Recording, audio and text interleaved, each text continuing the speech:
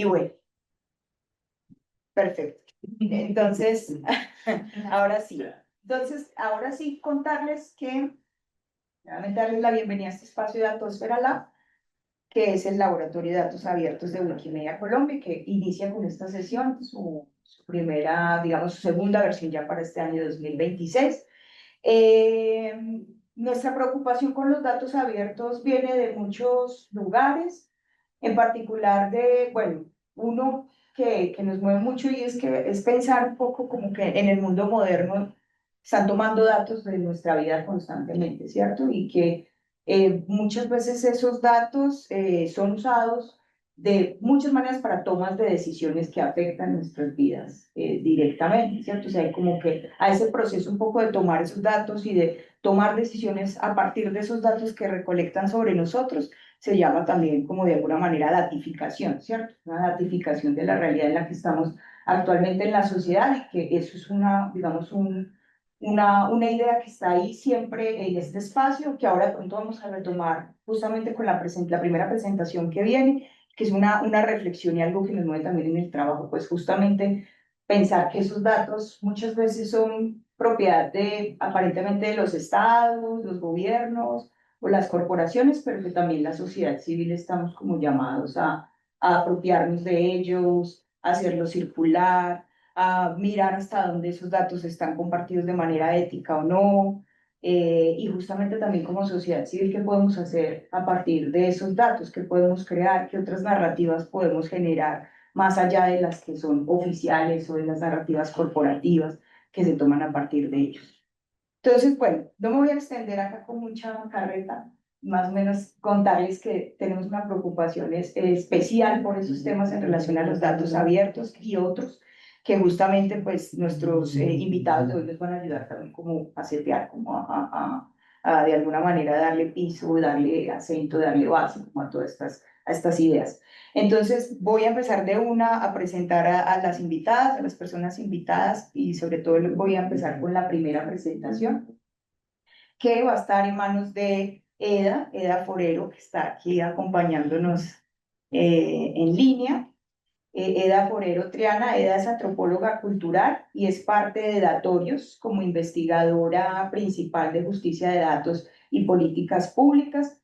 En la actualidad se centra en investigar los impactos en la vida cotidiana de la digitalización de las ciudades como parte del proyecto Habitar las ciudades, datificadas digitalizadas, un enfoque desde los márgenes.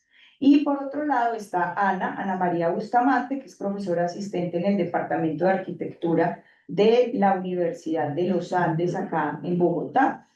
Durante su doctorado trabajó en la ética del diseño y los métodos participativos para el desarrollo de geotecnologías. Actualmente es parte de Datorios, desde donde también explora la geoética y los marcos críticos sobre el proceso de datificación. Bueno, no me quiero extender mucho con las presentaciones. Ya les quiero dar la palabra a ustedes, amigas queridas. ¿Será que me muevo para allá? Si quieres, muévete para acá, claro, yo creo que está mejor. De hecho, ahí que Jorge no estaba escuchando. Sí, justamente. Ah, pues no me sí, por favor. Sí, no. Pues nada, hola, buenas noches. Nosotras hoy vamos a coger un poquito como no sé, como la presentación va a estar un poco más en el marco teórico que estamos como utilizando, pero también como la idea de cómo lo estamos como aplicando. Y la idea es hablarles como de todo este tema de justicia de datos. ¿Alguien aquí había escuchado de justicia de datos? ¿No? ¿No? ¿Un poquito? ¿Más o menos? Por allá, ¿Sí? Jorge, sí. Por aquí me hicieron cara de sí de pronto. Y allá en línea no sabemos. Sí, por allá espero. Pero bueno, el tema de eso es que la idea es hablarnos un poquito de justicia de datos, que es como pues algo que se ha venido hablando mucho, sobre todo en temas como de escenarios públicos, cuando hablamos de planificación, diseño o gobernanza en territorios en la generalidad, pues por el tema que yo creo que ahí sí varios han escuchado, las ciudades inteligentes o los territorios inteligentes. Y pues las iniciativas que están saliendo ahí, entonces eso se ha vuelto como una manera de poder como ver esto como va. Entonces pues nuestra presentación, la idea es entender un poquito qué hay más allá de los mapas, ¿no? Esa idea que a uno le dicen, ay, no, pero aquí hay un mapa que es un mapa de riesgo, un mapa que acomoda o dice, aquí o allá toca poner tanta infraestructura, pues eso, ¿qué significa? ¿Cómo se ve? ¿No? Bueno, en fin. Entonces, pues queríamos como comenzar un poco preguntándoles, o sea, aquí otra vez, profesora, ¿no? Sí, por favor, entiendan que soy re participativa en la generalidad. Eh, Como si ustedes han preguntado cómo son las ciudades que habitamos, o sea, ¿eso qué es? ¿No? O sea, cuando uno ve una ciudad, ¿uno qué piensa que es la ciudad? ¿Alguien? ¿Ahí? ¿No, nada? Un organismo. ¿Un organismo? ¿Qué? ¿Cierto? Sí, por favor. Sí. Pues un organismo por el que transitas, habitas, vives, Ujú, interactúas, ujú. participas y que cuidas. Y que cuidas. Y también proteger el medio ambiente, como recoger los desechos, como limpiar las calles. Chévere. No, listo, claro, o sea, es un poco eso, ¿no? Porque generalmente cuando uno piensa en ciudades, de verdad, mucha gente te dice, claro, es que esos son los edificios, las vías, ¿no? Como que se van a todo lo construido.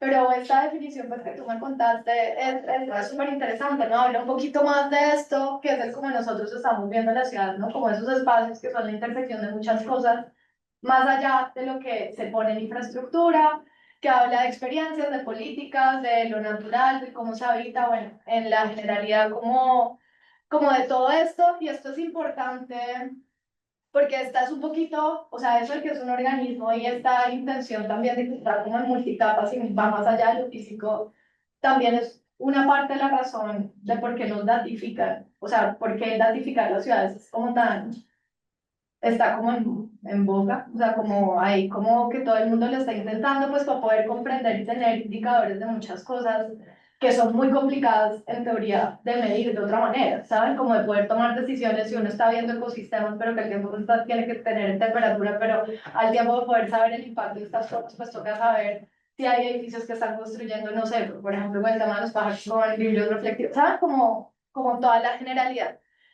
Entonces, la idea es poder eso, como ver un poquito qué está pasando, ¿no? Que toda esa datificación, sí, efectivamente, pues nos está llevando, sobre todo en ciudades como tan grandes como Bogotá, eh, a poder tener manejos más eficientes de algunos recursos y como de unos datos que nos permiten entender necesidades que de otra manera, pues, nos tocaba gastarnos un montón de recursos por allá mandar un resto de encuestadores y después vuelve y consigue esos encuestadores en 15 años, ¿sí? En 10 años para poder tener los mismos datos que pues, nos permitían saber la calidad de las viviendas, cómo va la infraestructura, cómo está el ecosistema, ¿no? Si tenemos unos sistemas o sensores que nos miden relativamente más frecuente, pues tenemos datos más actualizados y pues ya no toca mandar 150 encuestadores, sino invertir en unas cosas de infraestructura que dependiendo de lo que uno invierta, pues puede tener información o datos, o sea, datos de una calidad mayor o menor, pero que sirven de alguna manera, ¿sí? Eh, Sin embargo, lo que está pasando con eso, pues ahí te doy la palabra. Ya, casi no la encuentro. Ya. Em, sí, digamos que también siguiendo un poco el contexto de Ana, entonces, o pues también lo que nos está comentando, entonces cuando uno va a ver qué es lo que está pasando en el mundo y en Latinoamérica en relación a estos sistemas de datificación, nos encontramos como la diapositiva, saturados por un lado de estos sistemas que han sido enfocados mucho más allá de pensarnos el cuidado y como un poco más la justicia urbana, están enfocados ahora un poco más como hacia la vigilancia, ¿no? ¿Cómo se hace eficiente el control del espacio público, por ejemplo? Voy acá a pasar un poco rápido para que veamos el contexto de manera general. Y esto es también en Colombia. Entonces, recientemente, no sé, para las personas que consumen las noticias, nos han presentado ahora a Vicente, que es como este nuevo humanoide que está encargado de funciones Bueno, de seguridad en la ciudad, pero también ahora tenemos... ¿Se cortó? ya, ¿Qué os- ya, qué os- ya, ya, bueno, ya, sigue. Bueno, pero entonces también cómo se instalan todas las cámaras de reconocimiento facial, cómo también se toman decisiones ahora en términos de incorporar, no sé si han escuchado sobre el nuevo sistema, o bueno, nuevo viejo sistema de Argos, que es el sistema de visualización de imágenes de la ciudad, pero que ahora las personas particulares pueden incorporar como su circuito de seguridad privada a este gran sistema. Entonces son cuestionamientos que uno dice, bueno, pero ¿esto en pro de qué? ¿Cuáles son los valores que están guiando todas estas implementaciones, todos estos sistemas? Y eso nos llevó también a pensar cómo son las ciudades que queremos habitar. Si son como esta saturación de sistemas también enfocados también como en la hipervigilancia, el control excesivo, la producción masiva de datos. Entonces, esta es también una de las preguntas principales que también queremos que ustedes se lleven y es, de nuevo, cómo son las ciudades que queremos habitar. Entonces ahí Ana nos va a contar un poquito de este Sí. camino. Ay. Claro, entonces, digamos que cuando uno hace esa pregunta, ¿no? Eso suena pues a cuando uno le arranca en el intento de preguntar por la utopía de ¿qué ciudad quieres vivir? ¿No? Y esto es como, pues, no sé, una más sana, más ambientalmente más responsable, bueno, en fin, como muchas cosas. Eh, pero claro, la pregunta era tan grande y con el tema de ratificación, en verdad, hay como tantos puntos donde uno puede abordar cosas que pueden ir muy bien o muy mal, ¿no? Que nosotros decidimos pues comenzar este proyecto hace como 2 años, intentando restringir un poquito como la visión, donde íbamos a enfocarnos, por ejemplo, en esa relación que hay entre las estrategias que datifican y digital y que están pegadas también como la implementación de sistemas digitales, sobre todo con todo aquello que tiene que ver con el espacio, o sea, como con el habitar o el vivir el espacio de carácter público. ¿Por qué? Pues porque los espacios de carácter público en teoría en una ciudad están hechos para todos, ¿no? Pues para todos y todas, para que podamos disfrutarlos.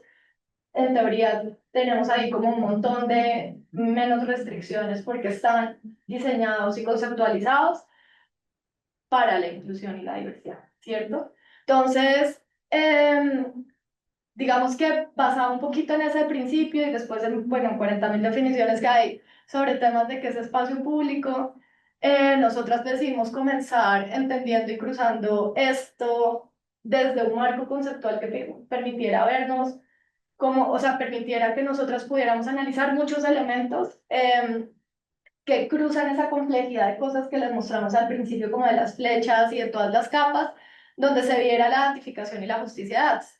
Entonces, nosotras entendemos, digamos que yo ya comenzó a contar un poquito cómo va la datificación, pero nosotras pues entendemos la datificación como todo aquello, como todo ese proceso que de alguna manera no solo cuantifica, sino que también cualifica y espacializa a las personas, a lo más humano, a los objetos y en general todas las prácticas que están como en esos espacios y los convierten en datos digitales o digitalizados, ¿sí? Y que eso permite pues una serie de análisis que ya llevan como al entendimiento en teoría de algunos patrones, necesidades y demás, o a unas características de cómo como de predictivas o de recomendación y demás. Entonces, pues ahí les explicar lo que es el marco de justicia de datos, que es desde donde lo decidimos ver.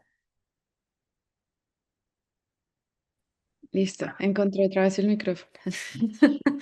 Entonces, bueno, retomando esto, es reconocer cómo los datos en todo su ciclo, tanto la recolección, su uso, tratamiento, análisis, bueno, también eliminación, impactan en la sociedad y cómo los procesos de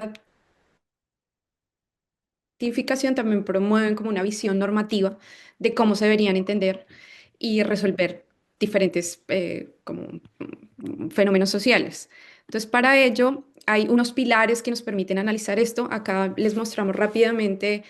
Inicialmente, en la investigación que se ha hecho en academia eran tres, que era hiperinvisibilidad, no interacción con la tecnología y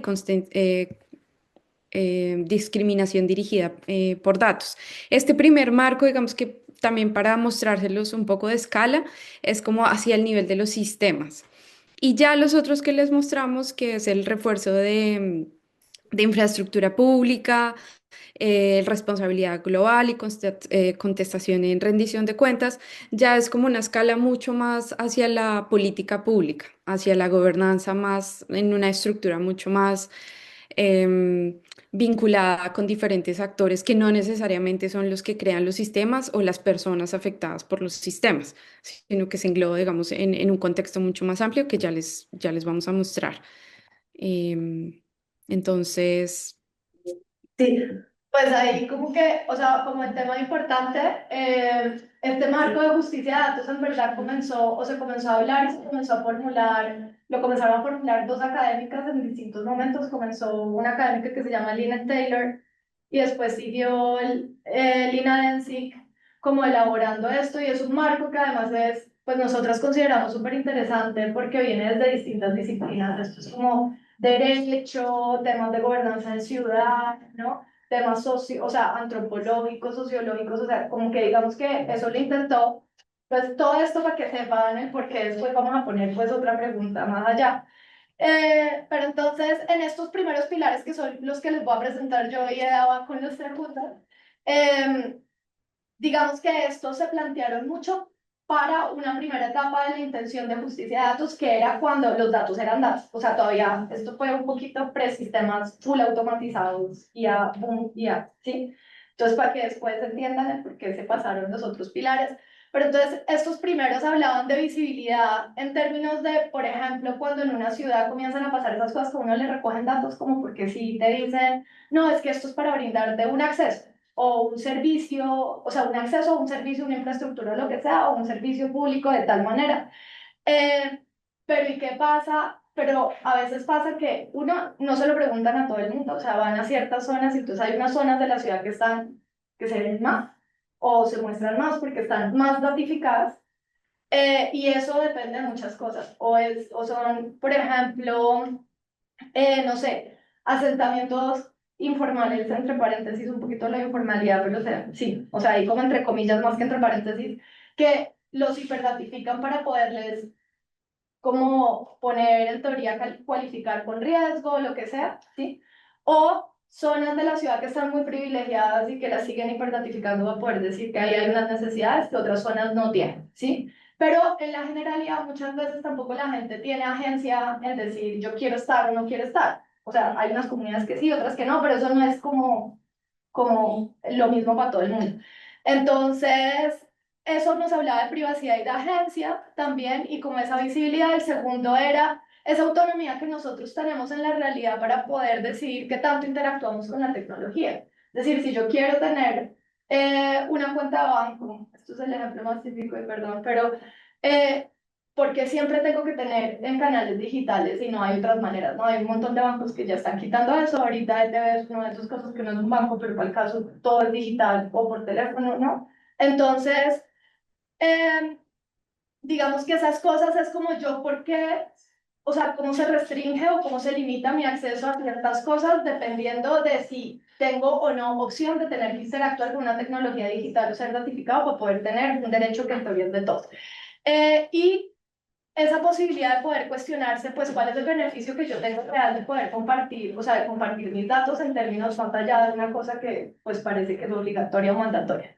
Y el tercero eh, es, pues, si hay un sistema que al final termina generando discriminación, como los casos esos de las noticias que les pusimos, por ejemplo, lo de si se pone más policía en un área o no, o si termino teniendo impactos negativos como en lo que me ponen de los subsidios por un sistema que va más automatizado. Yo cómo puedo, pues, apelar a que el sistema, uno, rectifique, y dos, existe una cosa como más profunda a partir de la corrección de los datos para contrarrestar los sesgos que el sistema por datos y por algoritmos están teniendo. Y así pues prevenir la discriminación. bueno, digamos que también por temas de tiempo y como para poder abarcar lo que sigue y lo que falta y dar espacio a las otras presentaciones, voy a pasar rápidamente por lo que quedan de los principios. Y ahora, digamos, esta nueva escala que sale, es decir, es las estos nuevos principios dicen, está bien, pero se nos olvida que la IA no es como algo aislado o como un producto que es como se ha vendido, como un producto que la gente consume y que eso no tiene nada que ver con la política pública, también como ciudadanos o residentes de espacios que interactúan con esta IA que Ahora sí se le alargó el silencio. afecta o no o permite o imposibilita. ¿Volví? Ya volviste, todo sigue. Problemas de acceso a Internet. Bueno, entonces, bueno, digamos que esto rápidamente es como un poco de pensarse los pros y los contras en relación con el interés público en las etapas de implementación de los sistemas. Y llevar un poquito más allá la preocupación por las infraestructuras públicas a las preguntas por protecciones de datos y del consumidor, y es lo completo del modelo de la IA. Entonces, eso es como principalmente este principio. Luego está el de responsabilidad global, que lo que dice es que hay unos bloques de poder que toman las decisiones y eso hace que se afecten otros. Entonces, creo ahí es principalmente reconocer como el impacto global que tienen las implementaciones de los sistemas de inteligencia artificial y por otro lado, que esta idea del Estado de Derecho no es algo em, como estático, sino que cada región y cada país tiene como unas aplicaciones diferentes de lo que se entendería por Estado de Derecho. Entonces, en ese sentido, tendríamos que ampliar un poquito y repensar como estos impactos, como en términos de bloques que se ven unos más afectados que otros.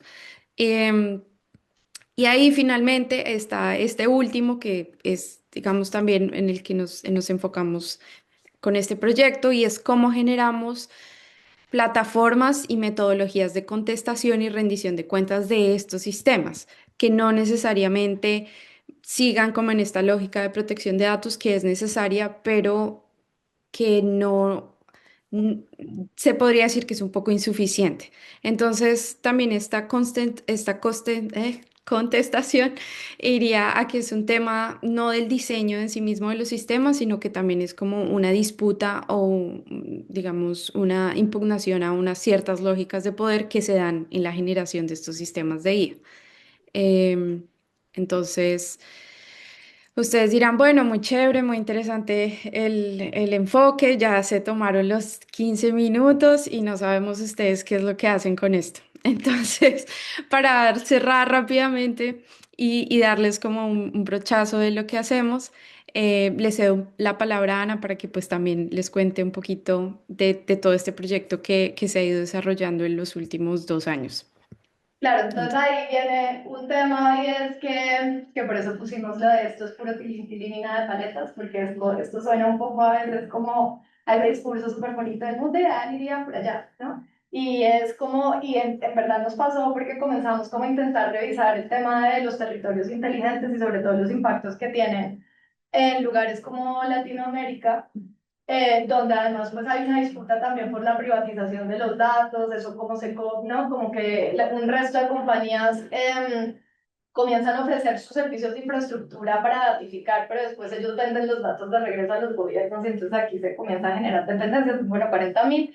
Y nosotros dijimos, pues toca hacer esto, pero ese discurso echas para atrás, por favor. Que ese discurso pues es muy bonito y muy todo, pero es muy complicado operacionalizar, porque en la realidad pues suenan un montón de definiciones, entonces para resumir, llevamos 2 años operacionalizando esto en una matriz de riesgo que en este momento tiene más de 30 variables, todas cualificadas, que es lo azulito que ustedes ven allá. Eh, y decidimos cómo poner esto en ver como temas de actores, temas de flujos de datos y procesamientos de datos de cada sistema, mapear infraestructuras urbanas digitales que están pegadas a esos sistemas, pero sobre todo también la política pública que cruza estos sistemas y como que da las bases, los incentivos, las promociones y los argumentos para ver cómo todo esto lo cruzamos y entendemos dónde hay unos riesgos que se evalúan en esos sistemas a partir no de una cuantificación, sino de una cualificación, lo cual ha sido un camello porque como todo el mundo, pues no todo el mundo, pero mucha gente entiende datos solamente como cuantitativos o no, cosas, referenciaciones, construir bases de datos sobre cosas cualitativas para poder cualificar vainas ha sido pues todo un ejercicio que ha terminado echado para atrás, ya termino en esto, que son todas las bases de datos y las pusimos intermitentes con estas visualizaciones de datos, porque pues una base de datos es muy bella y muy linda, pero si a la gente no le sirve para tomar decisiones o poder decidir si están en riesgo o no, qué se cruza con qué, pues los datos se nos quedaron ahí. Entonces hemos estado como con estas líneas y estos pilares de poder entender cómo generamos también que esos datos que están cualificados y además son un camello de poder entender, se puedan ver de una manera como más accesible, y ahora estamos haciendo todo un esfuerzo con Wikimedia pues desde este semestre también como de uno, irnos con el espacio de datos para la, que por eso no les queremos contar más, como que vengan, y dos, como de comenzar a ver también si estamos apelando por ciudades transparentes, abiertas y yo no sé qué, pues que los datos que nosotros nos estamos gastando todo este tiempo también en recoger y hacer, pues puedan ser abiertos no para que otra gente tome decisiones y construya cosas. Entonces eso es. Y creo que nos hemos basado en otros proyectos que ya venían, no tenían bases de datos previas, las hemos como crecido, pues para que nosotros tampoco estemos creando unas bases de datos de nuevas, que entonces esto no se habla con lo que ya existe sobre esto en el país, y bueno, y sobre una intención de medir el riesgo en IA del MIT que la cogimos nosotros al principio y fue, pues estuvo linda para estructurarnos, pero después estuvo un camello también para de verdad medir riesgo, entonces el 90% de la matriz que nosotros hicimos es nueva, pero nos sirvieron de inspiración. Eh, y queríamos dejarlos con estas preguntas un poco también en mira, con mira y relación a las preguntas que Joana va a plantear después para que todos conversemos, donde hablamos de la relación entre datos y ciudad, porque pues los dos estamos en un departamento de arquitectura, ya verán, eso es lo que hay. Dos, como el tema de contestar unas dinámicas que están habiendo como el tema de lucrarse de datos urbanos, con esto que les contaba pues de las privatizaciones, sobre todo en términos de hablar de una soberanía digital, que no es esa soberanía digital en términos de los estados son soberanos, sino de la gente soberana, ¿sí? O sea, eso como de aclaración. Y dos, queríamos dejarlos para que eso cruce los otros, como nos imaginamos pues ese futuro ratificado, pero que hable de justicia en términos de esto. Y ya, ¿no? Ahí sí. Y súper. Perdón que nos extendemos por 5 minutos de más. Bueno, Y gracias. gracias Ana y Eda. Eda eventualmente se desconectará porque Eda está con una diferencia horaria grande, entonces muchas gracias querida por conectarte, por presentarnos todo esto. Y ya Ana, pues ahí les di un spoiler, ¿no? O sea, tenemos ahí unos datasets que ya se han venido trabajando. Este espacio, pues, es hoy un espacio de conversación, pero es un espacio de hacer, es un laboratorio, ¿no? Dentro de 15 días nos volveremos a ver para enfrentarnos a nuevos retos, como por ejemplo esos datasets que ellas traen, a ver qué podemos hacer también para que esos datos puedan ser abiertos, para que puedan encontrar nuevos caminos dentro de una infraestructura y dentro de una comunidad como la de Wikimedia, y cómo podemos generar nuevas narrativas, visualizaciones e ideas alrededor de ellos, ¿cierto? Y lo mismo pasará en relación a los proyectos que vienen. Entonces, voy a darle allá la palabra a Jorge Gemetu. Jorge nos acompaña desde Uruguay. Jorge es coordinador del proyecto Paulina y es codirector de Ártica Centro Cultural Online. Es integrante de Wikimedistas de Uruguay, miembro investigador del Laboratorio de Datos y Sociedad Datisoc. Gracias, Jorge, por estar aquí. Bienvenido. Y bueno, es todo tuyo el micrófono. Bueno, muchas gracias a ustedes. Me encanta como escuchar también los otros proyectos y me tocó mucho lo que presentaron las compañeras porque, bueno, lo que voy a presentar ahora tiene que ver con el acceso a la cultura, pero también trabajo en temas de privacidad y, por ejemplo, en temas hemos estado acá en Uruguay siguiendo el tema del reconocimiento facial que hace la policía en las calles y, bueno, nos preocupa mucho también esos aspectos en el laboratorio de datos y sociedad donde yo trabajo también. Pero bueno, hoy les voy a hablar de algo como el lado como lindo de los datos, ¿no? O sea, y que tiene que ver con facilitar el acceso a la cultura.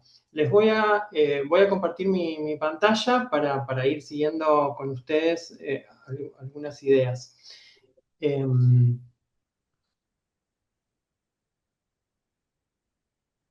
Ok, bueno, espero que se vea. Y, perdón, acá estamos. Bueno, les voy a hablar de este proyecto que se llama Paulina, cuyo subtítulo es Datos para el dominio público. Bueno, es un proyecto eso, de acceso a la cultura. Es una herramienta que estamos desarrollando para facilitar el acceso al patrimonio cultural. Entonces, ¿de dónde partimos? O sea, ¿de dónde sale esto, no? Bueno, viene, como la génesis viene del trabajo que hacemos desde hace muchos años acá en Uruguay, pero bueno, también con compañeros de otros países, por brindar acceso a la cultura que está en dominio público. Como ustedes saben, después de 70 años, o bueno, en Colombia 80 años después de la muerte de los autores, las obras, expira el derecho de autor y las obras entran en dominio público. El problema que hay es que, bueno, como se pueden dar cuenta, este plazo es muy largo, o sea, 70 o 80 años después de la muerte de los autores, y eso trae un montón de problemas para el acceso, porque lo que ocurre muchas veces es que hay pocos datos, nuestras bibliotecas, nuestras instituciones culturales tienen pocos datos o están poco sistematizados sobre, bueno, cuándo entran en dominio público determinadas obras. Es decir, y cuando entran es el momento en que nosotros podemos, por ejemplo, digitalizarlas, subirlas a internet, compartirlas, etcétera, de manera libre. A primera vista esto parece raro porque uno, bueno, qué sé yo, sabe más o menos, no sé, la fecha de muerte de los autores más conocidos, ¿no? Pero en realidad lo que guardan nuestras bibliotecas y nuestras instituciones culturales, la gran mayoría de esas obras no son de autores tan conocidos y muchas veces... por ejemplo, nos encontramos en los catálogos con obras que dicen que la autoría dice, no sé, J. López, y no sabemos quién era. Es muy difícil encontrarlo, y esto ya les digo, parece raro, pero en realidad es la mayoría de los acervos están compuestos por ese tipo de obras, ¿no? Que se llaman obras huérfanas, que es muy como difícil saber cuándo, o sea, cuándo van a estar disponibles para que todas las personas puedan acceder, ¿no? Y bueno, este problema afecta a las instituciones culturales, pero sobre todo a las personas usuarias de todo tipo, ¿no?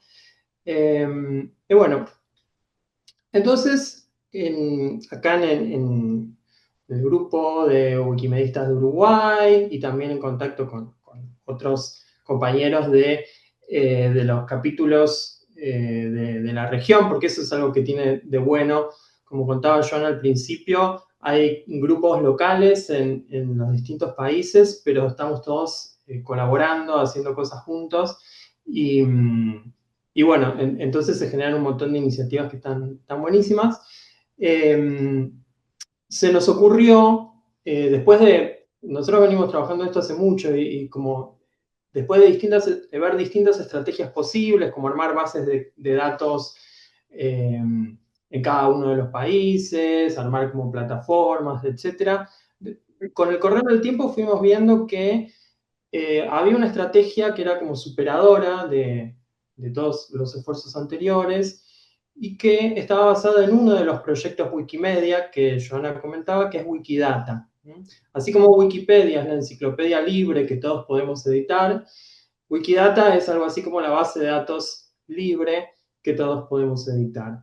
Es una base de datos estructurados, o sea, a diferencia de Wikipedia, donde la información está como disponible en forma de texto escrito. Estos son datos estructurados, ¿no? Es decir, por ejemplo, cuando uno accede a una biografía de una persona, está accediendo a, por ejemplo, datos, por ejemplo, fecha de nacimiento, tal, lugar de nacimiento, tal otro, así. Entonces se va armando como una lista de afirmaciones bien estructuradas, ¿no? Como si fueran columnas de una tabla.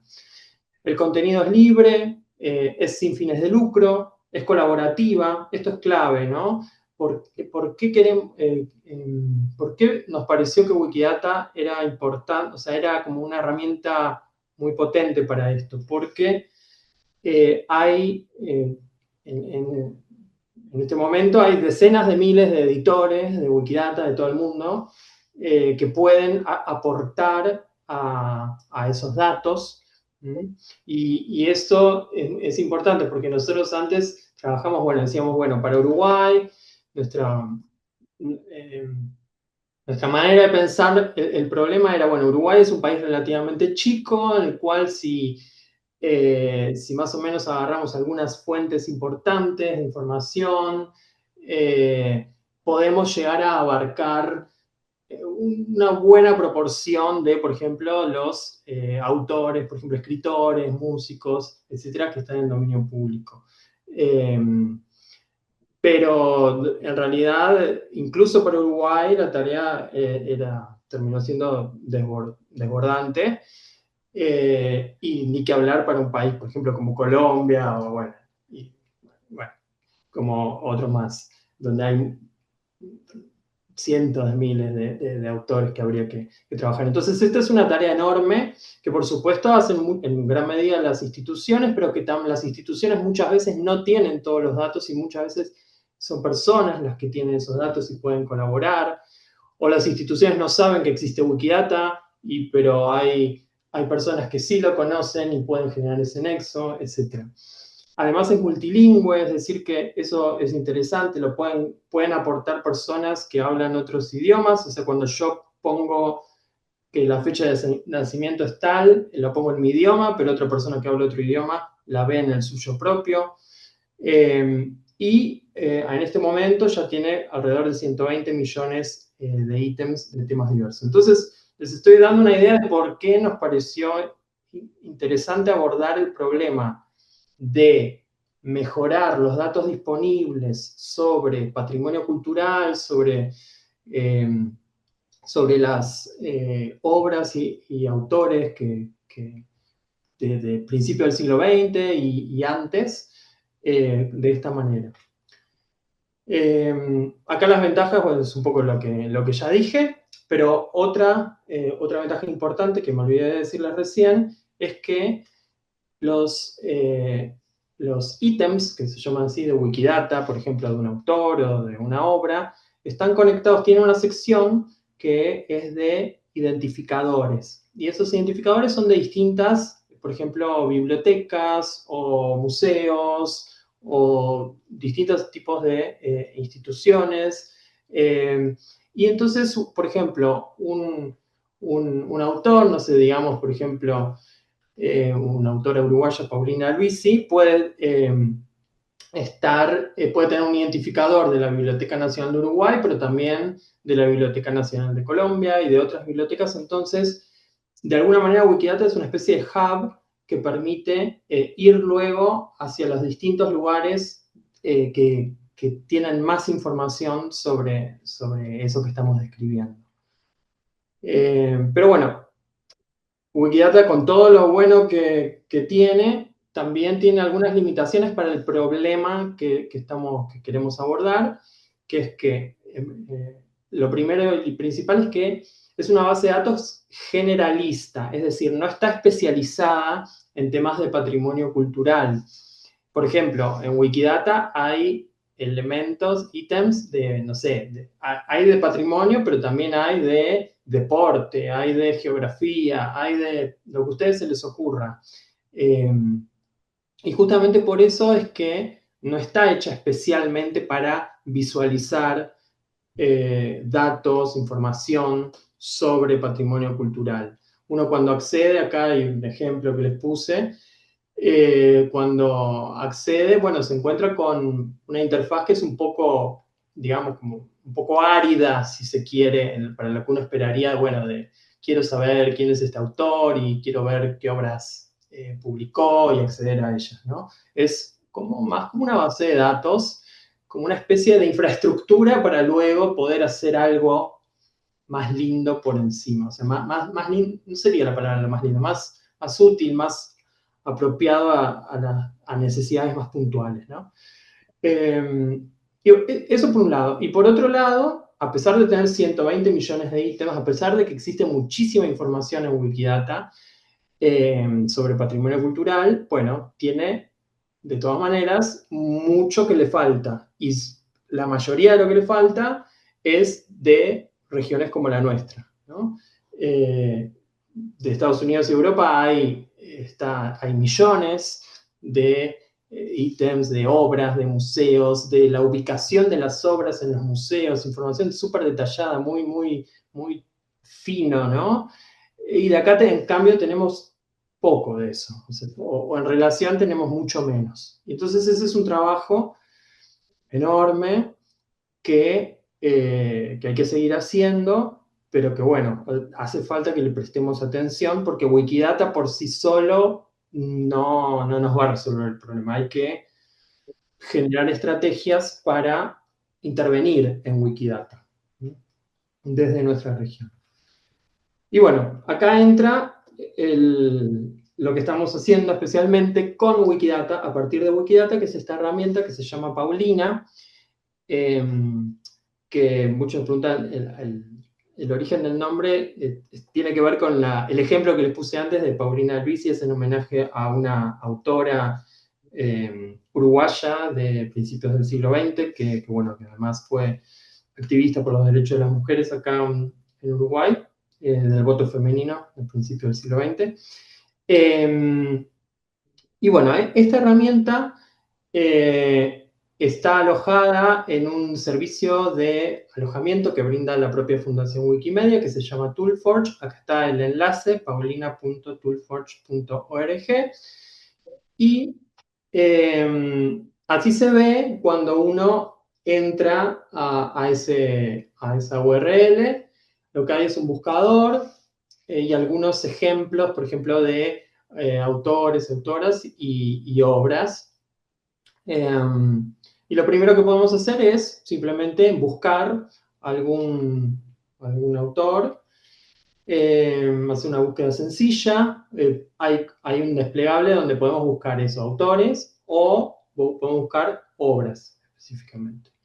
Pero pongámosle que buscamos un autor, a eso le podemos agregar algunos filtros de búsqueda, tiene así como una búsqueda facetada, pues estamos construyendo, estamos agregando en este momento filtros. Por ejemplo, para las obras, por tipo de obra, por país de origen, en el caso de los autores, por género, nacionalidad, por si está en dominio público o no, y ahora le vamos a agregar también por disciplina. Y también podemos, por ejemplo, uno puede dejar la caja de búsqueda vacía y hacer la búsqueda solamente con los criterios estos de los filtros. Por ejemplo, si yo quiero buscar autoras mujeres de Uruguay que estén en dominio público, o ese tipo de búsqueda, ¿no? Y lo que vamos a encontrar, lo que nos va a dar como resultado, son los datos de Wikidata. Es decir, esto es una manera de mostrar de manera más sencilla, más útil para las personas, la información que está en Wikidata, ¿no? Entonces, por ejemplo, nosotros hacemos la búsqueda. Acá puse el ejemplo de Horacio Quiroga, que es un autor uruguayo. Y entonces uno hace clic y entra a datos biográficos que están seleccionados del ítem entero, que es muy largo. En Wikidata acá están seleccionados aquellos que son relevantes para personas que les interesan los temas de patrimonio y también para saber si una obra está o no si sus obras están o no en dominio público. Por ejemplo, nacionalidad, fecha de nacimiento y muerte, etc. Y ahí, por ejemplo, en este caso, ustedes ven un botón anaranjado que es que si uno hace clic, busca las obras de ese autor. Esto en Wikidata se puede hacer, pero requiere un lenguaje de consultas, que es un poco complicado. Entonces, lo que hace Paulina es como facilitar este tipo de consultas que tienen que ver con las obras culturales, ¿no? Acá, Horacio Quiroga, ustedes ven un montón de obras en Wikidata. Lo puse este ejemplo, pero es medio tramposo, porque en realidad hay muchos autores y autoras, faltan muchísimas obras que estaría bueno que estamos trabajando y haciendo eventos y editatones para seguir agregando. Entonces después uno puede entrar a cada obra y si está disponible, ir al enlace para la descarga.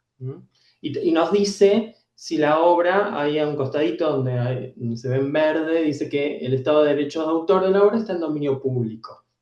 Y también nos dice dónde, por ejemplo, en países con 80 años post-mortem de plazo de derecho de autor. Y si uno hace clic ahí, en cuál, uno en principio no sabe cuáles son esos, nos da la lista de los países los que estaría, por ejemplo, Uruguay, Colombia. También si uno quiere saber el plazo de derecho de autor de cada país, hay una sección donde está la lista de los plazos de todos los países. Y después uno puede hacer clic en cada país y nos dice como el plazo específico de ese país, no solo para el plazo general, sino también para distintos tipos de obra, etc.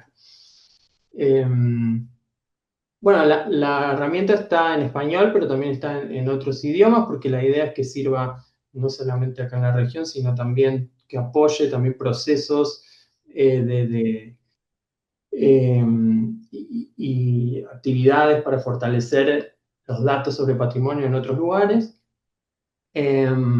Y desde hace muy poquito, también la herramienta permite no solo mostrar datos de Wikidata, sino también agregar datos a Wikidata, tratando de simplificar un poco el procedimiento de carga de datos. Si bien Wikidata no es muy difícil, no es tan difícil aprenderlo, pero esto como que lo simplifica con un formulario bastante sencillito, que te invita a subir información a Wikidata. Si uno buscó y no está lo que uno quiere, pero uno tiene los datos, bueno, subirlo. Y bueno, y también si nosotros entramos a una obra, pero vemos que hay algo que está mal, un dato equivocado, podemos modificarlo. Eso es nuevito, hace poquito lo agregamos. Así que bueno, ¿qué queremos lograr con esta herramienta? Construir una interfaz de esto que les estaba diciendo, ¿no? Una búsqueda global y multilingüe de autores y obras que permita identificar si las obras y las obras de los autores están en dominio público o no, y cuando sí están, poder acceder. También estamos pensando en si vale la pena, ahí todavía no estamos decididos, construir versiones de la herramienta locales o temáticas, por ejemplo, generando filtros. Y también queremos que sirva esto para actividades, por ejemplo, para editatones, para talleres, o sea, que sirva para fortalecer las actividades locales sobre estos temas y así mejorar un poco los datos que hay disponibles, identificando las brechas y mejorando la información. Y también, si nosotros vemos desde nuestros lugares que la manera de modelar los datos que hay en Wikidata no alcanza para describir el patrimonio de nuestros lugares, bueno, proponer mejoras en Wikidata para que eso ocurra. Bueno, estas son las organizaciones que estamos con esto, Wikimedia Uruguay, pero también hay otras, estas que ven acá, Ártica, Creative Commons Uruguay y Data Uruguay, son las que impulsaron originalmente, pero ahora bueno, estamos colaborando un montón con mucha gente. Y bueno, esto es un poco de propaganda, porque este proyecto Paulina es parte de un proyecto más amplio que es regional y que estamos justamente con Wikimedia Colombia y con Wikimedia México y con Wikimedia Chile, en un proyecto regional que se llama Fortaleciendo el Dominio Público Latinoamericano con Wikidata. Y dentro de ese proyecto ahora el 1 de abril empezó una campaña de edición de Wikidata sobre este tema. Así que después si quieren, si se lo vean a Wikipedia o a Wikidata desde sus cuentas, probablemente vean un avisito que les invita a participar porque está como anunciado como un evento de la comunidad. Así que bueno, eso por ahora. Jorge, muchas gracias Mira, por ahí dicen, voy a leer unos comentarios mientras Juan va preparando el video que viene de Eder. Dice David, que de hecho ya voy a hacer un nuevo spoiler. David dice, por ejemplo, Gabriel García Márquez entra en dominio público el 1 de enero de 2095 en Colombia. O sea, ya hace un siglo esperando el dominio que Gabriel García Márquez entre al dominio público. Dame un momento, Jeffrey, ahorita vamos a abrir espacio para preguntas. Y otra persona, Eda, dice, está genial el proyecto, gracias por compartir. Quiero contarles que justamente David Ramírez es la persona que en Colombia está liderando, digamos, todo lo que nos contó Jorge sobre el proyecto de dominio público en Latinoamérica. Y justamente lo que estamos haciendo en Datosfera y lo que viene también en Datosfera a partir del próximo miércoles es que acojamos el proyecto de Jorge, de David, en el laboratorio para que empecemos a contribuir con ese dominio público desde acá, desde Colombia, ¿cierto? Visibilizar más de nuestros autores, autoras, obras. De hecho, hay personas que nos acompañan acá de instituciones de patrimonio, bibliotecas. Está muy chévere todo esto que nos contó Jorge, porque Wikidata pues provee una infraestructura muy interesante precisamente para hacer proyectos como el que vieron acá, que es el de Paulina, ¿cierto? Pero el back-end, por decir así, lo que hay debajo es Wikidata y que finalmente es una base de datos que funciona muy bien y que ayuda a darnos como también unas posibilidades de preservación muy interesantes. Y David está por ahí. Hola David, ¿cómo estás? Si quieres por ahí prender tu camarita y saludarnos, si no también tranquilo, David también está con una diferencia horaria. Eres tremenda, así que lo entendemos, pero David es justamente la persona que desde Colombia también está aportando y que está liderando un poco todo esto que nos está contando, que nos acaba de contar Jorge sobre el proyecto de dominio público en Latinoamérica. Y bueno, entonces, muchas gracias, Jorge. Perdona, Joana, que algo importante sí que no mencioné, pero que bueno, David y también otra compañera Marta. Claro, Marta, que también es una compañera wiki, me dice que hacen parte de la Fundación Conector, las personas que han estado moviendo el proyecto. De pronto ahorita Jorge se vuelve, ¿será que somos nosotros? Los van allá. No, ahí está Eda. Ahí Eda se mueve, veo que él también es Jorge, que de pronto tuvo algún problema de conectividad, pero ya ahorita de pronto Jorge nos cuenta más qué se está haciendo desde la Fundación Conector también para esto, ¿cierto? Sobre todo para las instituciones que vienen también, instituciones de patrimonio, bibliotecas, que están interesados en esto, ¿cierto? Y bueno, mientras Jorge regresa, ya voy a presentar a Eder, que nos acompaña desde Brasil. Eder Porto Ferreira Alves es matemático y desarrollador de software, con más de 9 años de experiencia como wikimedista activo. Actualmente se desempeña como Product and Technology Manager en Wikimedia Brasil, donde lidera el desarrollo de tecnologías abiertas y la implementación de soluciones innovadoras para fortalecer el ecosistema del conocimiento libre. Su trabajo se enfoca en la creación de herramientas, la organización de procesos comunitarios y el impulso de iniciativas tecnológicas que potencian proyectos como Wikidata, Wikimedia Commons y Wikipedia. Entonces te doy la palabra a Eder, ya mientras Jorge vuelve con nosotros. Ah, Jorge, ¿estás ahí? Si quieres, antes que Juan nos lance el video de Eder. No sé si Jorge, ¿estás bien? ¿Tú puedes hablar? Me dice, se le colgó la comida, ya vuelve. Pues, Sí. entonces si quieres, Juan, vamos de una vez con el video de Eder. Ahí se va a devolver y yo voy a leer. Buenas noches a todos y a todas. Es un placer estar aquí a Datosfera acá. Hablar de dos temas que son muy importantes. La dictadura brasileña, sistema exterior y la administración de los datos. Agradezco profundamente la invitación y llegar al límite en español. Así que con su permiso voy a continuar en lengua portuguesa. Hola a todos y todas, buenas noches. ¿Estás volviendo a empezar, Juan? Ustedes, es gerente de productos y tecnología de Wikimedia Brasil. Y el título de la presentación es integridad de información como derecho humano, memoria y datos de la dictadura brasileña.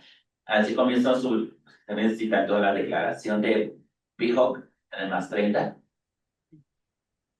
que fue aprobada por los 193 países en 2021 por unanimidad por los 193 estados de la UNESCO, que reconozcan la información como un bien público global y es esencial de la democracia, la paz y el desarrollo sostenible.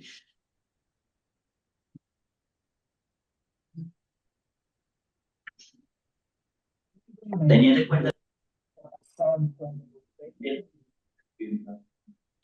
presentaré las amenazas de la integridad de la información. Ameaças à integridade da informação, Significa tratando especificamente no espaço donde desde hoy la información circula con mayor facilidad. no estudo, Un estudio realizado recientemente en los últimos años demostró que el 58,5% de los usuarios habituales de Internet está preocupados para preocupar a la información falsa online. A partir de este estudio, también tiene a otras comprensiones y evaluaciones. La UNESCO destacó 3 tipos de información, que son las amenazas, a la integridad de la información, da integridade que son la desinformación, la información falsa y el discurso de odio. El discurso de odio que tiene muchas palabras, contenido y materiales, que incita a la discriminación y a la violencia.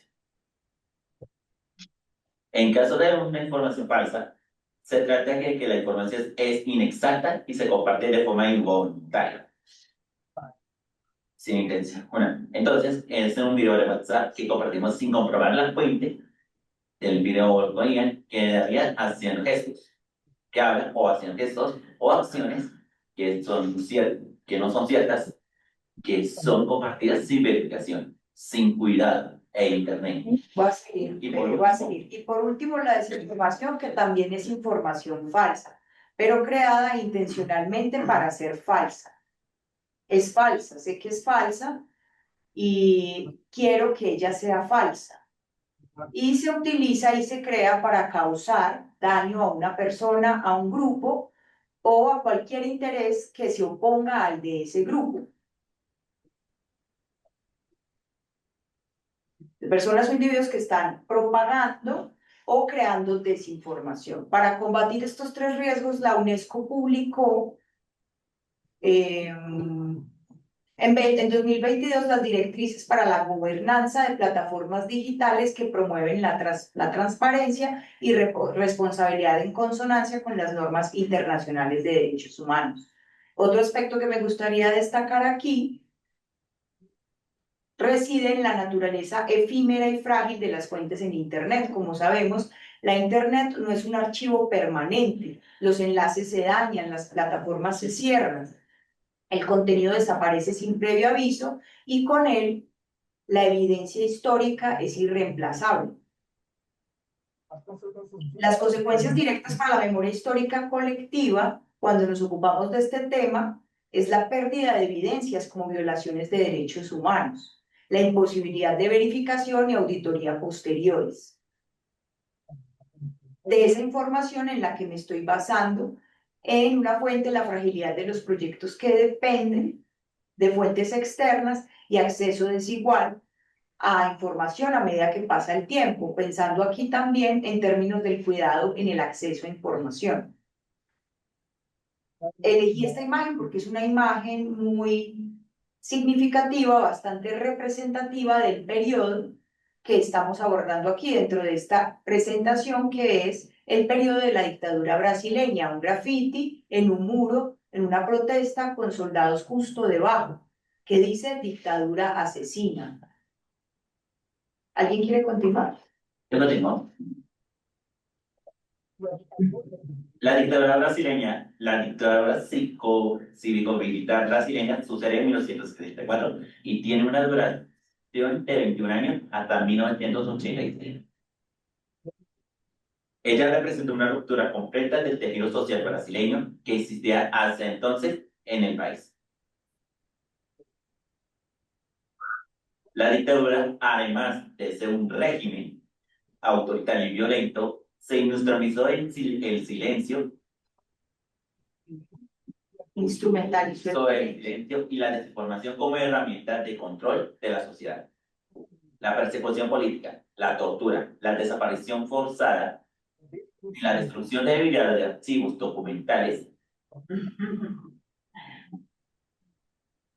destrozaron comunidades, familias y la memoria colectiva del país. E incluso décadas después del final del régimen, lagunas documentales, silencios institucionales y negacionismo histórico siguen obstaculizando la reparación y la justicia transicional.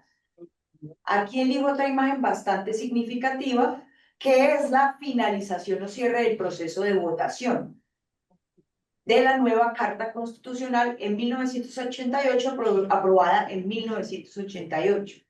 En esa foto está la junta directiva de la Cámara de Diputados, donde fue aprobada la nueva Constitución de Brasil. En ella, en el centro, se sienta Ulises Guimarães, quien dio un discurso bastante poderoso, escalofriante y significativo, y dice una expresión que me gustaría adoptar como norte para esta presentación, también como resultado, siempre en pleno fondo de la presentación, que es la expresión repugnancia y odio a la dictadura, odio y repugnancia hacia la dictadura. En esta diapositiva destaco 4 bases de datos que se originan en diferentes momentos después de la democratización, después de la aprobación de la nueva Carta Constitucional, que fueron construidas de forma independiente, utilizando metodologías completamente heterogéneas que hace de la integración, entre ellas la interoperabilidad entre sí, resulta bastante problemática. Estas son CMDP, la Comisión Especial sobre Muertes y Desapariciones Políticas, creada en 1995, y lo cual en 2019, ejemplificando ese punto que yo hablé de enlaces dañados, salió de aire. Y sus datos solo quedaron accesibles a través, qué afortunados somos, al tener estos datos preservados por la Wayback Machine. No siempre es así. Otro site u otra base de datos es el sitio de desaparecidos políticos, creado en 2010 por el Centro de Documentación Eremías de Delisoikov y el portal Memorias de la Dictadura, creado en 2014 por el Instituto Vladimir Herzog. Y por último, la Comisión Nacional de la Verdad, también que finalizó en 2014, que produjo un informe con 1996 páginas y 422 registros que detalló las vidas de las víctimas, el contexto en que fueron emboscados y asesinados o desaparecieron por agentes del Estado brasileño y responsabilidad de cada una de las personas involucradas con estos crímenes.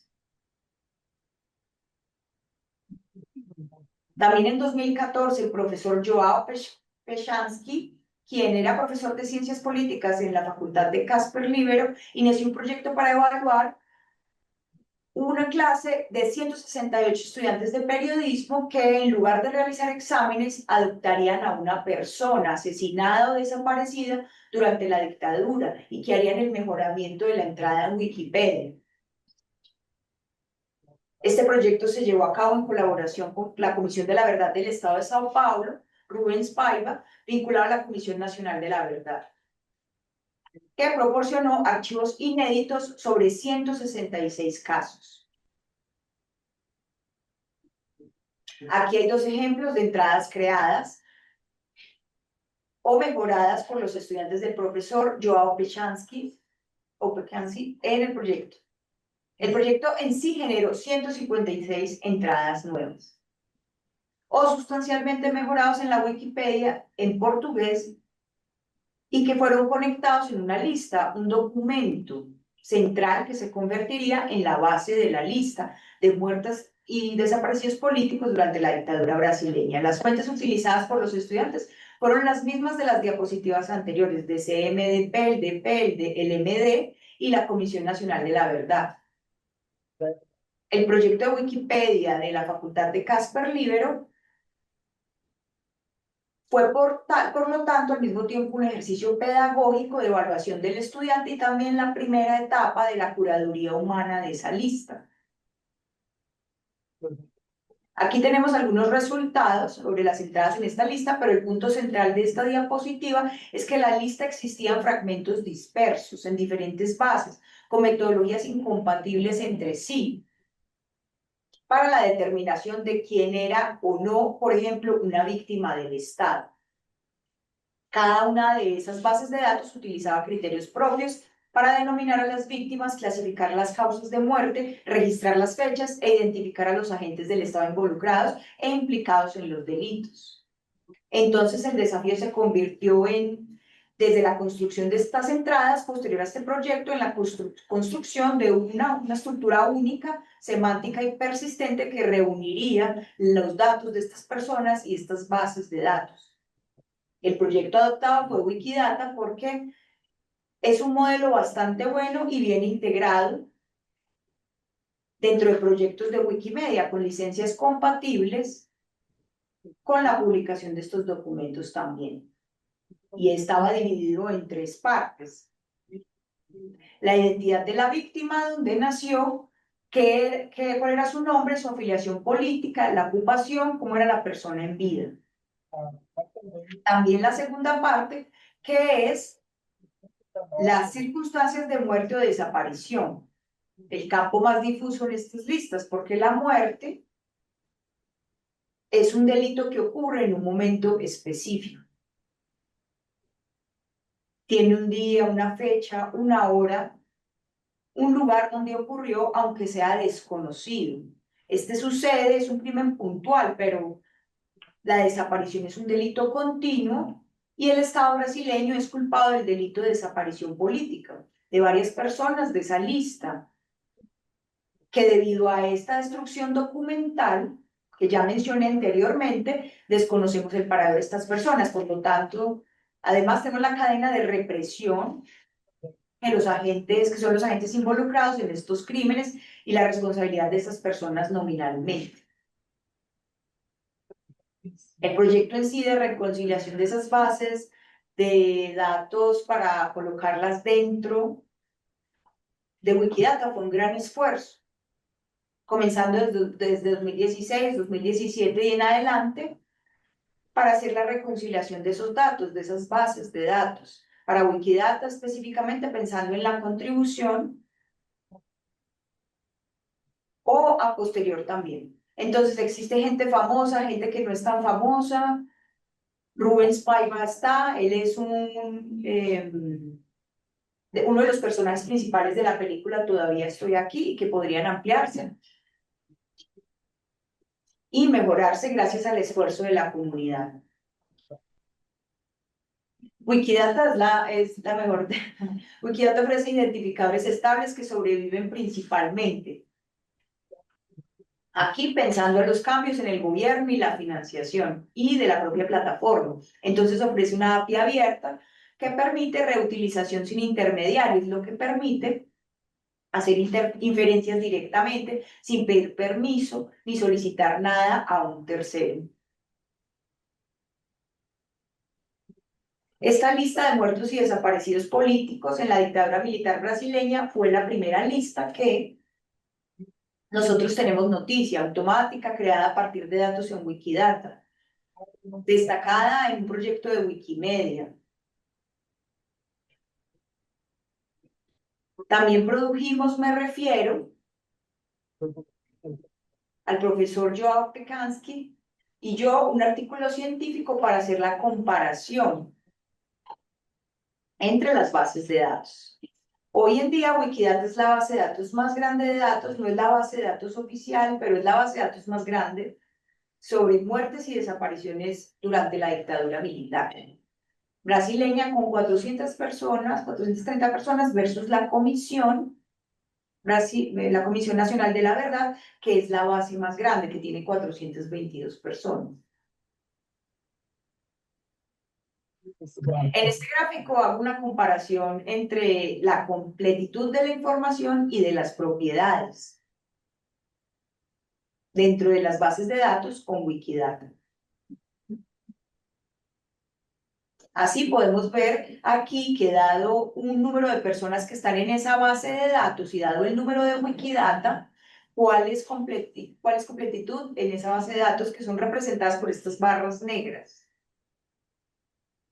En verde tenemos la proporción del número de propiedades en la base de datos versus el número de propiedades en Wikidata. Wikidata tiene 83 propiedades y aquí nosotros tenemos una variación de un conjunto bastante pequeño, menos de un cuarto de propiedades de estas bases de datos que están presentes en esas bases de datos que están presentes en Wikidata.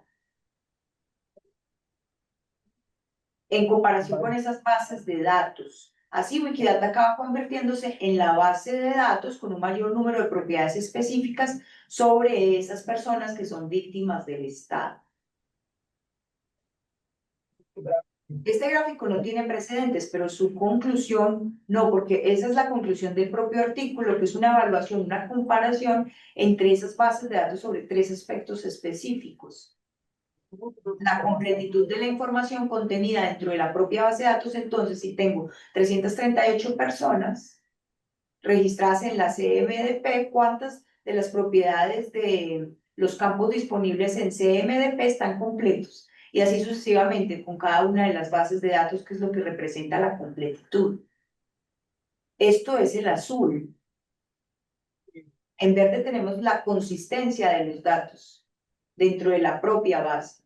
Entonces, si presento a esta persona, nació en Ciudad de Sao Paulo, y si te presento ese P o ese Paulo, en resumen, diferentes formas de escribir la misma información dentro de la propia base de datos. Cuanto más consistentemente la base de datos se escriba, mejor consistencia tendrá. Las bases de datos son altamente consistentes en los valores que presentan y también presentan una alta corrección, lo cual demuestra que es un trabajo bien hecho en la recolección y la verificación de esos datos que están disponibles en ella.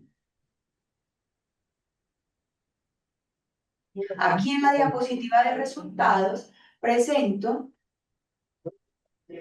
resultado de Wikidata. Wikidata cuenta con 430 personas víctimas de la dictadura, asesinadas o desaparecidas, con 83 propiedades estructuradas por persona. No todas las propiedades están diligenciadas para todas, pero están disponibles allí, incluida la cadena de mando de los agentes de la represión. Los impactos de este proyecto de reconciliación e inclusión de estas bases de datos dentro de Wikidata es que la lista de Wikipedia en portugués pasó de una simple colección de nombres a una lista estructurada con referencias cruzadas a las 4 bases de datos. Así se puede verificar la misma información en Wikipedia, vía Wikidata, en Wikipedia y en las otras 4 bases de datos. Esta página ha tenido más de 600.000 casos de visualización, 600.000 vistas.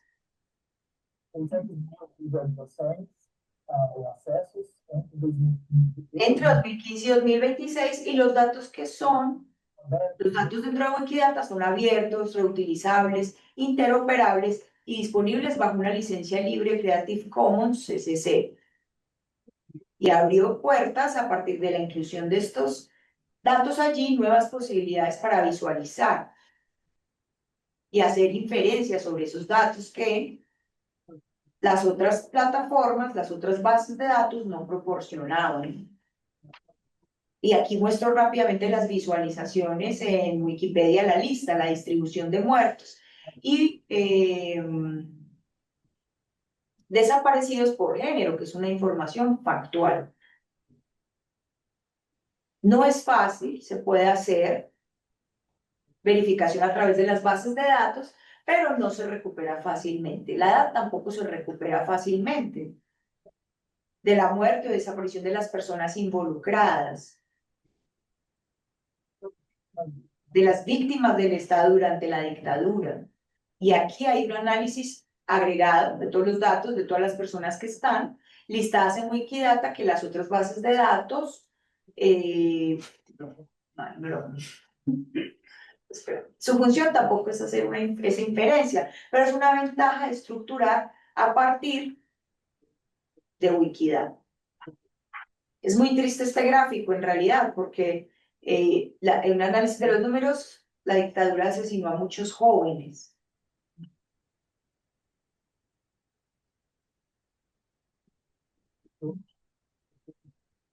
Está enfocado en personas más jóvenes.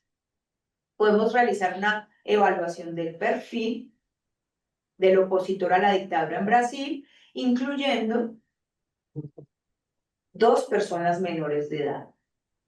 Este otro gráfico muestra la conexión organizacional de los muertos y desaparecidos entre ellos y organizaciones específicas. Entonces, se puede ver grupos de actuación específicamente.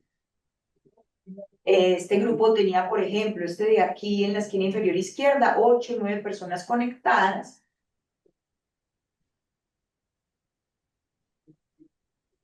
A un mismo grupo, y estas 9 personas actuaron de forma independiente de los otros grupos que fueron objetivo de la dictadura militar brasileña. Aquí presento las referencias utilizadas en esta presentación y me gustaría agradecer nuevamente. Gracias, muchas gracias. No, a ti, Eder, gracias. Además, porque, pues bueno, este problema técnico no alcanzó a hacer toda la justicia a todo lo que nos presentaste en el video. Muchas cosas quedaron seguramente ahí un poquito sueltas o no claras, pero ya yo creo que la conversación nos va a ayudar también, porque a pesar que Eder pues habla portugués, aquí tenemos a nuestro intérprete artificial. Pues a nosotros, todo es muy experimental acá en el laboratorio, ya lo saben. Entonces, pues nada, voy a recoger algunos comentarios. Eda le dice a Eder que hace un trabajo increíble y necesario. Lo mismo Magnolia dice que el proyecto es muy interesante para la reconstrucción de la memoria histórica, el esclarecimiento de la verdad en contextos de conflicto armado y vulneración de derechos humanos. Y nuevamente para hacerles spoiler, acá nosotros, pues este proyecto ha sido para nosotros un faro, la verdad, porque en Colombia hemos tenido, pues lo saben, un conflicto armado de muy vieja data, y pues unas víctimas de Estado que siguen lastimosamente siendo contadas, ¿no? Y bueno, nosotros desde acá, desde Wikimedia Colombia, también venimos trabajando en un proyecto similar al que ha desarrollado Eder, que es un memorial digital, que es el proyecto 6402 más, en donde estamos justamente haciendo un trabajo similar al que ellos han hecho, solo que en Colombia tenemos un gran reto, y es que no hay bases de datos abiertas sobre personas desaparecidas, por ejemplo, en el marco de los falsos positivos, ¿cierto? Lastimosamente, la Comisión de la Verdad no alcanzó a dejar, digamos, algo como tal que pudiera hacerse útil para nosotros en este momento, pero, por ejemplo, la JEP viene publicando unos autos a partir de ese caso o a propósito de ese caso, que están escritos en texto, lenguaje natural, y que en Wikimedia Colombia estamos haciendo el trabajo con varias personas. También desde este laboratorio y de este otro espacio que se llama la Minga de Datos, estamos haciendo la tarea de ver esos autos y estructurar esos datos. Y hoy en día ya tenemos 500 datos de estos en Wikidata. Son todavía muy pocos para la realidad de nuestro país, que son 6.402 y más. Mire, y hay otra realidad, los niños también, o sea que en lo que dijo el gobierno colombiano, se comunicaron la mayoría de los partidos que están en contra del gobierno, son más de 18.600 personas que son menores de edad, que han sido reclutadas forzadamente por grupos criminales. Claro, hay unas realidades muy, pues sí, muy fuertes, profundas, graves sobre lo que pasa y ha pasado en nuestro país también. Y es cierto también que nosotros hemos podido ver en el ejercicio de estructurar esos datos que naturalmente también hay muchas personas jóvenes, menores de edad, que han sido pues, desaparecidas en el marco de eso. Y eso pues para todos acá no es un secreto, ¿no? Como que para los colombianos no lo es, pero sí hay un problema de desinformación y de negacionismo a propósito de eso. Entonces, pues nada, invitadas también a participar en este proyecto que estamos realizando y que, como les digo, nuestro faro ha sido muy el proyecto que EDER y que desde Wikimedia Brasil se ha realizado. Entonces, para nosotros es un gran honor también haber podido ver lo que han hecho ustedes desde allá, porque nos inspira para seguir adelante con esto. Y ahora voy a entrar entonces pues a las preguntas, ¿cierto? Voy a abrir con una que quiero hacerles y es la primera. En sus proyectos, ¿qué tensiones han encontrado entre lo que se puede representar en datos y lo que queda invisibilizado? ¿Alguien de ustedes quisiera comenzar? No sé si le damos también la palabra un poco para que... ¿Quién es decirle? Eder, não sei se você vai querer falar um pouquinho e fazer um pequeno contexto da apresentação. Desculpa por todo esse barulho, essa bagunça que terminou acontecendo. Eu acho que deu para pescar o que a apresentação, a substância da apresentação. Acho que tá tranquilo. Eu acabei de publicar o vídeo no Wikimedia Commons, também para ficar disponível para o pessoal, se quiser ver mais tarde, linkar também nesta gravação. Olha, o Eder compartilhou aí o link da Wikimedia Commons, se vocês quiserem, podem assistir. Ok. Obrigado.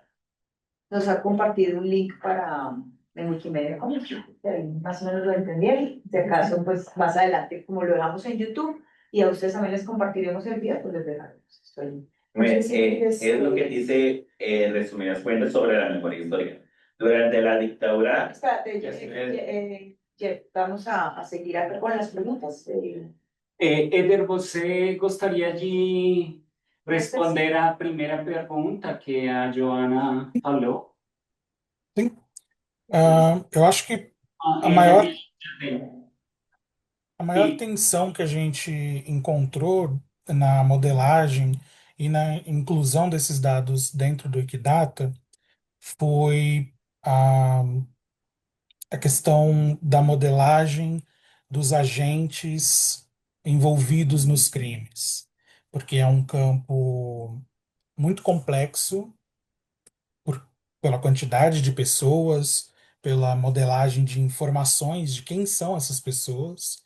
Elas são protegidas pelo Estado até hoje, então é muito difícil de você conseguir dados sobre as pessoas envolvidas no crime. Mas eu acho que esses espaços, esses compartilhamentos que a gente tem aqui, ah, no Datasfera Lab, em outros espaços de compartilhamento de metodologias, ah, ajudam a gente a compartilhar ideias e documentar, né, tanto as presenças, os dados que a gente coloca, quanto e principalmente as ausências desses dados e por que eles estão ausentes. Acho que esse precisa ser um questionamento presente em todas as nossos projetos, por que que tal dado está ausente, principalmente nesses de violência de agentes do Estado, por exemplo. creo que también, de lo cual es muy complejo. Bom, o primeiro, Éder, é que eu vou fazer uma traição de você. Vou fazer um resumo da sua resposta, desculpa, né? Éder dice que la principal dificultad fue el modelar los datos y identificar vacíos de las personas que estaban involucradas en los crímenes que hasta hoy han sido protegidos por el Estado brasileño. Y que esa dificultad ha hecho que hayan vacíos en la información, vacíos en los datos de quienes cometieron el crimen, en dónde lo cometieron, en los lugares que lo cometieron, y ese es un desafío importante, y que espacios como este, donde se comparten metodologías, son importantes porque permiten que problemas similares encuentren respuestas a las dificultades que ellos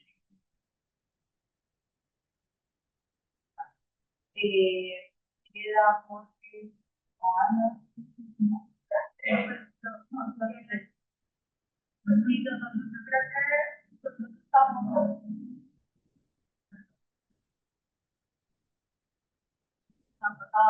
creo que algo similar a lo que es y es eso que les conté en estas bases de datos que cuantifican estos sistemas de información, datos marcados, sí, perdón, que nos ha tocado recoger desde noticias hasta documentos técnicos de soporte, temas en los que nos ha tocado incorporar al menos 3 o 4 derechos de petición y de todo eso como juntar y poder construir una base de datos que pueda quedar de alguna manera abierta, pensando que son los sistemas que nos están implementando y pues cuáles son las ventajas, los riesgos y quién nos está como la gente que está relacionada y demás. Entonces en ese sentido que creo que también tenemos que tener un mundo fácil también entonces, creo que es como el paso como esto de acuerdo con él, que metodologías que no están exactamente las mismas temáticas como para poder ver qué otros estudios hacemos, pero además también como recurrir a una colectividad que potencialmente tiene intereses similares y como otras formas de verlo para poder reconstruir o construir como datos de información sobre cosas que en verdad son un poco pues que deberían ser públicas, entonces son temas que afectan a todo el mundo.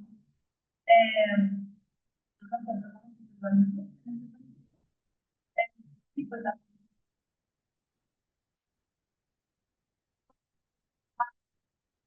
parte de los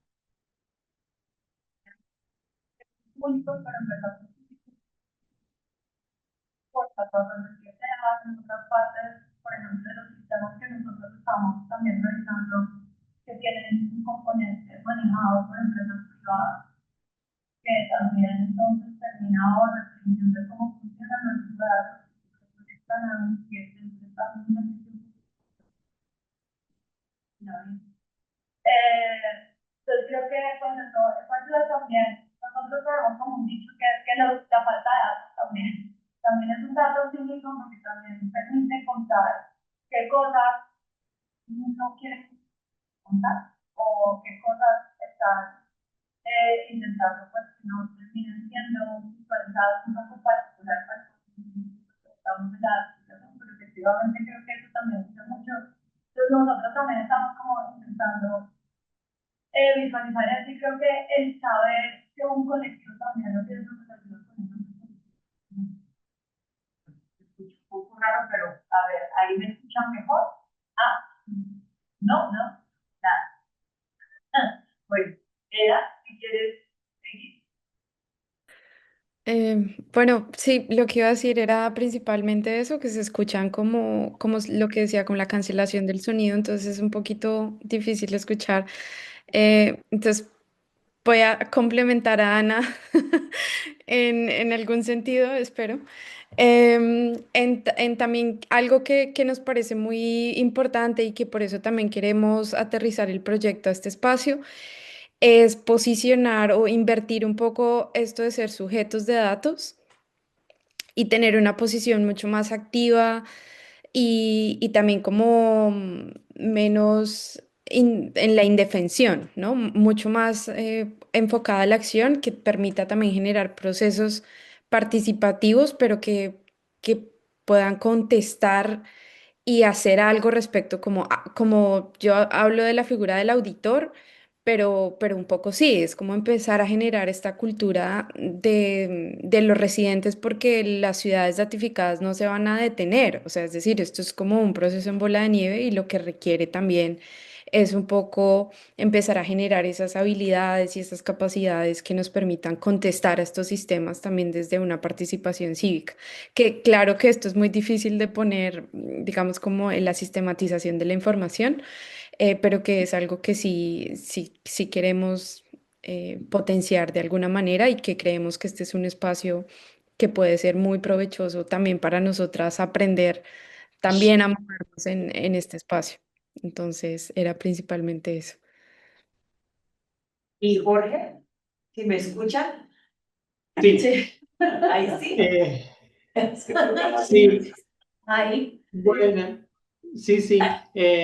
Bueno, con respecto a esta pregunta, las tensiones que encontramos, bueno, por un lado, las brechas que hay, no solamente en Wikidata, sino también en las fuentes de información con las cuales trabajamos. Y una cuestión que es tremendamente visible cuando trabajamos sobre todo con patrimonio cultural en dominio público es la poca visibilidad que tienen las mujeres autoras en las fuentes. Por ejemplo, nosotros cuando celebramos el ingreso al dominio público de, bueno, los autores y autoras en realidad son todos autores. O sea, por ejemplo, de Uruguay este año eran todos hombres, o sea, todos, pero literalmente, no es una exageración. Los que estaban, los que teníamos en las fuentes. Y creo que en el caso de Colombia había una mujer, después David, corregime si esto era diferente, pero entonces estamos como tratando de hacer un esfuerzo por llegar a fuentes de información distintas, o sea, que nos permitan como llenar, o sea, abordar esas lagunas como si no hubieran existido las mujeres autoras. Eso por un lado. Y por otro lado, cuando nos salimos de lo que son las expresiones culturales más hegemónicas, por ejemplo, no sé, los libros publicados por editoriales o la pintura, y nos vamos a otro tipo de expresiones culturales, como por ejemplo en Uruguay es muy importante el carnaval, y tiene una larguísima historia. Bueno, el modelado de ese tipo de datos es mucho más, en Wikidata es mucho más pobre, entonces hay un trabajo enorme que consiste en hacer el modelado. O sea, es decir, para libros, pinturas, etcétera, ya está muchísimo trabajo hecho, pero para los tipos de expresiones culturales de nuestra región, que son más peculiares de nuestra región, hay un montón para hacer y estamos trabajando, por ejemplo, en temas hicimos como talleres en Uruguay, ¿no? Acá yo me estoy refiriendo, sobre, por ejemplo, murgas de carnaval, ¿no?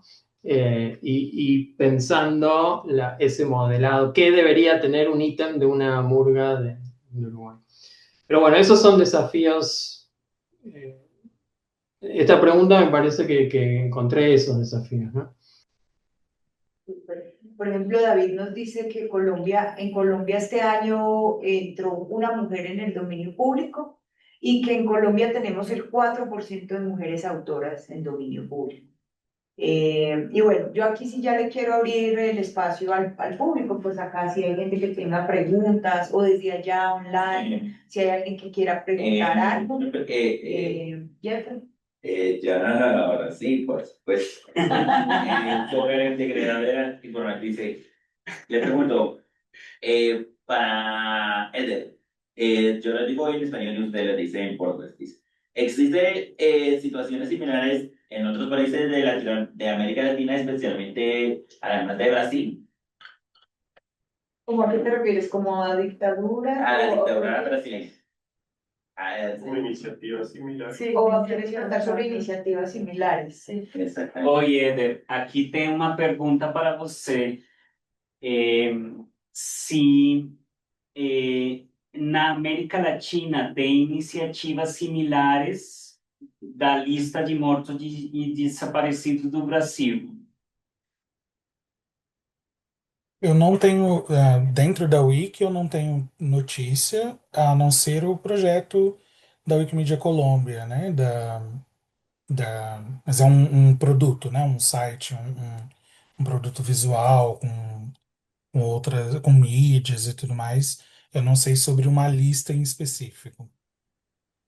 Tá ótimo. Obrigado.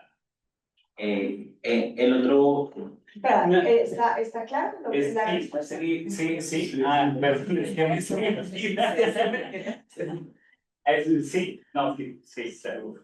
Esto está claro allá también.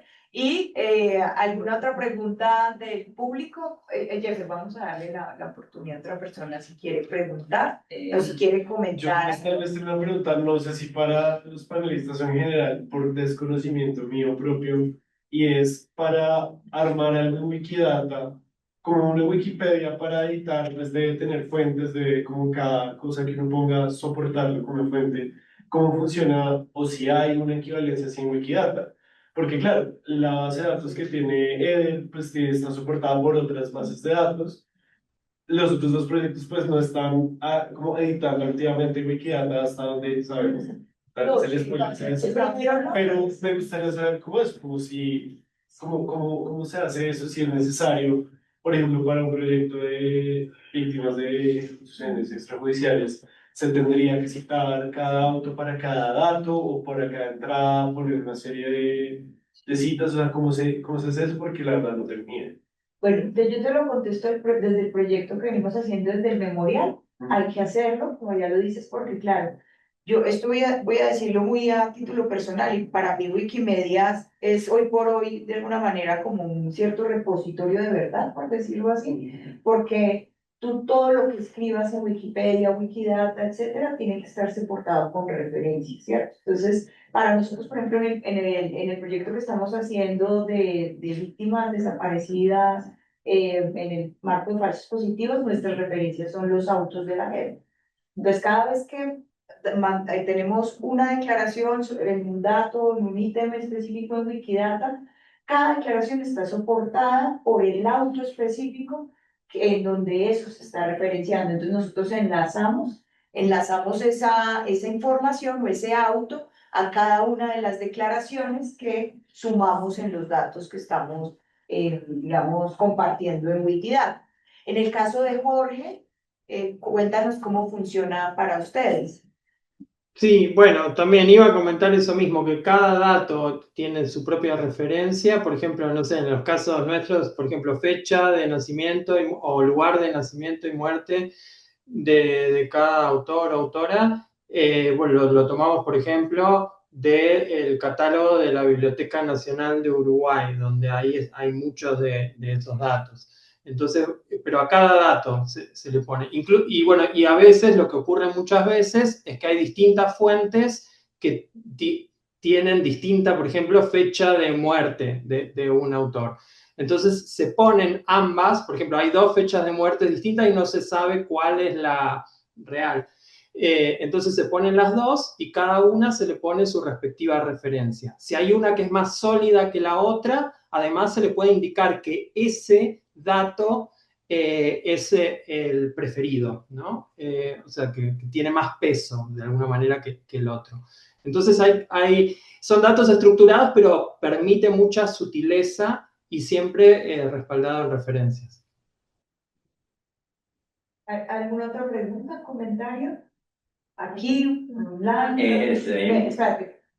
Con eso me surge una duda de estos datos que no están referenciados en soportes convencionales. O sea, como una base de datos, un documento escrito, sino que son más de, no sé, un carnaval que hacen en algún lugar, pero que no tiene un soporte más allá que la narración de la persona que tuvo eso. O como una narración más personal, pero que sí tiene un fundamento en esa historia o en ese relato que se quiera contar. Esos datos quedan sin tener visibilidad o eso requiere que haya algún lado donde se publiquen antes, se sustenten para que luego puedan ser parte de todo lo que es Wikidata.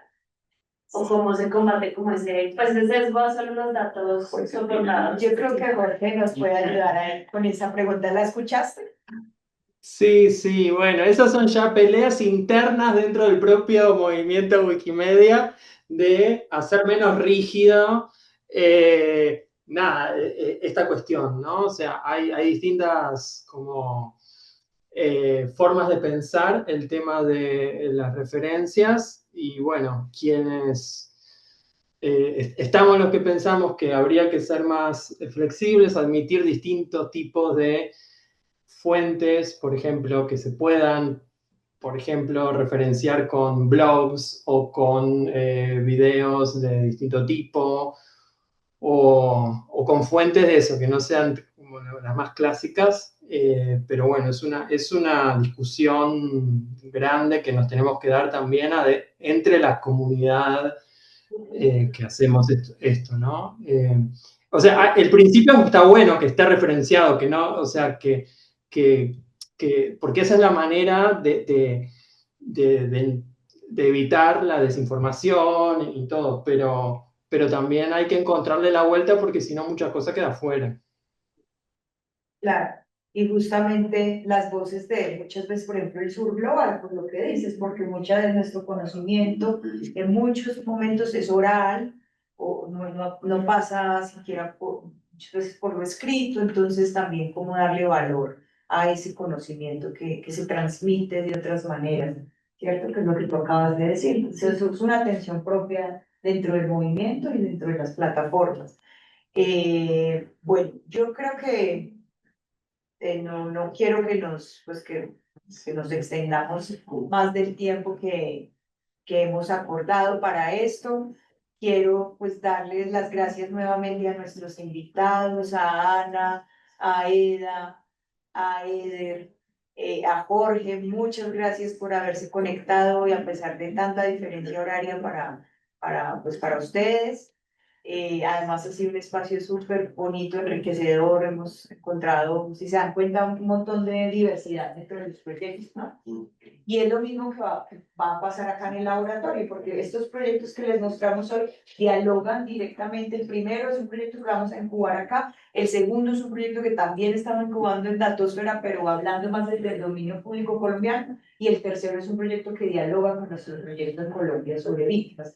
Pues dime. Hola. Hola. Yo quiero saber, buenas noches para todos. Yo quiero saber si quizás hay como un espacio en el que uno pueda también alimentar. Es decir, yo tengo un proyecto, yo pues soy magíster en humanidades digitales y tengo un proyecto en el que yo trabajo con prensa sobre la historia del rock en Colombia. Yo creo toda una página, por ejemplo, con Collection Builder, pues con GitHub, sí. Pues, y lo que yo estoy haciendo en ese momento es organizarlo y hacer pues, una red semántica para que todo esté con Wikidata, pues.